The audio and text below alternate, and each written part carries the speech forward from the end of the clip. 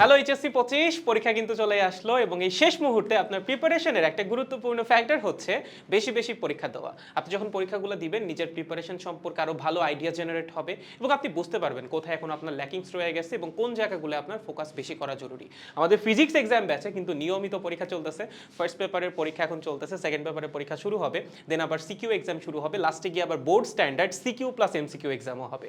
So আমি তোমাদেরকে প্রথম এক্সামের কোয়েশ্চেনগুলো একটু দেখাই, খেয়াল করো। এখানে প্রথম যে কোয়েশ্চেনটা দেখো, আর ভেক্টরের আনুভূমিক উপাংশ কত?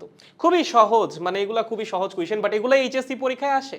এইচএসসি পরীক্ষাতে গেলে আবার এগুলো খুব কঠিন মনে হয় তোমাদের, বাট প্রশ্ন কিন্তু খুব সহজ। এখানে দেখো ওয়াই ভেক্টরটা দেওয়া আছে, দিয়া বলছে ঋণাত্মক ওয়াই অক্ষের সাথে কত কোণ তৈরি করবে। হালকা ট্রিকি, ধনাত্মক ওয়াই অক্ষের সাথে না, ঋণাত্মক ওয়াই অক্ষের সাথে তোমাকে অ্যাঙ্গেল বের করতে বলছে।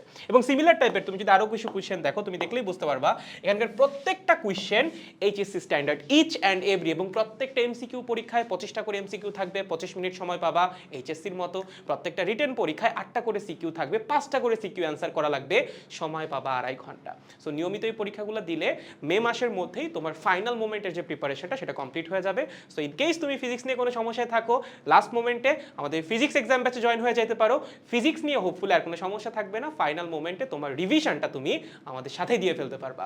সো পড়তে থাকেন, এখানে ভর্তি না হইলেও আপনার নিজের বাসায় বসে এক্সাম দেওয়া লাগবে, টেস্ট পেপার ধরে ধরে পরীক্ষা দেন। Best of luck.